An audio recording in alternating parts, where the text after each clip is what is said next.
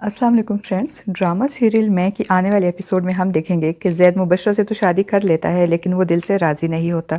उसे तो आयरा की बेवफाई का दुख होता है, मगर आयरा से अपने बाप की चालबाजी और हकीकत जानने के बाद वो मुबशरा को शादी हॉल में अकेला छोड़कर निकल जाता है। ज़ैद की इस हरकत से सब परेशान होते हैं।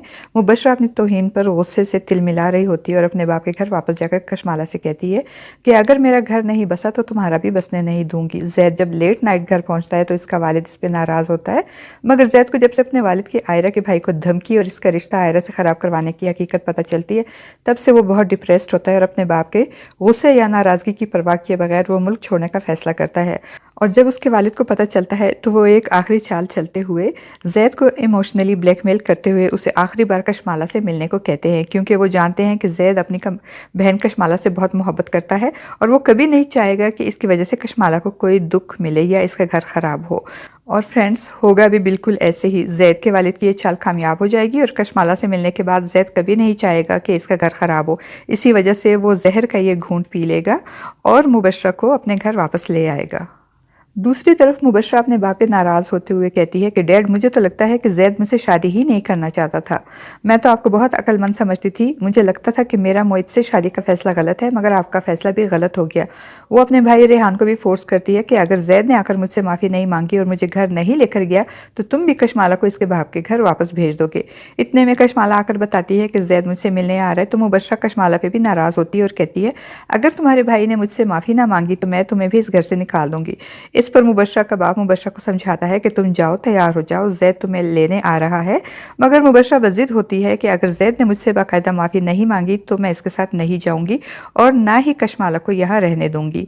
कशमाला की वजह से ज़ैद राज़ी हो जाता है कि वो मुबशरा को अपने साथ घर लेके जाए, लेकिन मुबशरा की माफ़ी वाली ज़िद की वजह से जाफ़र बहुत परेशान होता है और मुबशरा को कहता है कि बेटा चली जाओ ज़ैद के साथ, ये मेरी इज़्ज़त का सवाल है। जिस पे मुबशरा चिढ़ कर कहती है कि मुझ में ऐसी क्या कमी है जो वो मुझे इग्नोर करे और आप मुझे इसके साथ जाने को कह रहे हैं। तो इसका बाप कहेगा कि बेटा तुम्हें इसके साथ जाना होगा और ये रिश्ता भी निभाना होगा, क्योंकि मैं नहीं चाहता कि मोहित वाली बात सच साबित हो जाए।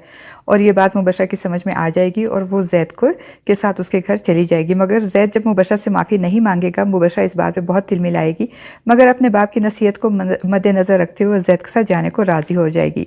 और जब गाड़ी में वो ज़ैद के इसकी गलती और अपना बीवी होने का एहसास दिलाएगी तो ज़ैद, जो कि पहले ही अपने बाप के किए गए फैसलों की वजह से डिप्रेशन में होता है, वो उसे कहेगा कि सिर्फ 10 सेकंड की बात है और 10 सेकंड ही लगते हैं वाइफ से अजनबी बनने में।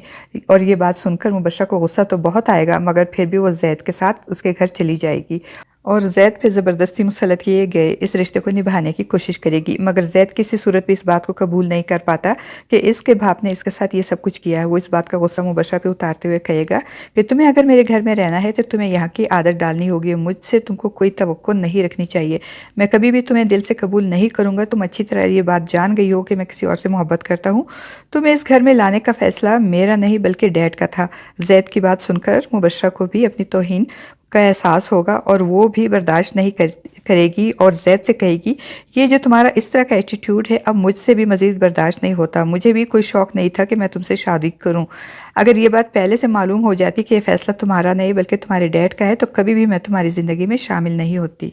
दूसरी तरफ ज़ैद के बाप को आयरा और उसके भाई पर बहुत गुस्सा होगा और जब उसको मालूम होगा कि ज़ैद मुबशरा को इग्नोर करके अब भी आयरा से मिलता है तो वो एक बार फिर से आयरा और ज़ैद को अलग करने के लिए आयरा के भाई को कार पार्क करते हुए अपने गुंडों से उठवा लेगा और आयरा के भाई पर तशद्दुद करके इसके ज़रिए आयरा को मजबूर कर देगा कि वो ज़ैद से ताल्लुक़ ख़त्म करे। आयरा का भाई आयरा को समझाते हुए कहेगा कि हम मिडिल क्लास लोगों के पास एक इज़्ज़त ही तो होती है, क्या तुम इसको भी ख़राब करना चाहती हो। और ज़ैद का बाप एक बार फिर अपनी चाल में कामयाब हो जाएगा और जब ज़ैद आयरा से मिलने जाएगा तो आयरा इसे नहीं मिलेगी और ज़ैद के फ़ोन करने पर इसको साफ साफ बता देगी कि मैं एक शादीशुदा आदमी से कोई ताल्लुक़ नहीं रखना चाहती। फ्रेंड्स, ज़ैद के बाप उसकी ज़िंदगी से तो आयरा को मजबूरन निकाल देगा और उन दोनों का ताल्लुक़ ख़त्म करवा देगा। क्या वो आयरा को ज़ैद के दिल से भी निकाल पाएगा? अपनी राय का इजहार कमेंट बॉक्स में ज़रूर कीजिएगा।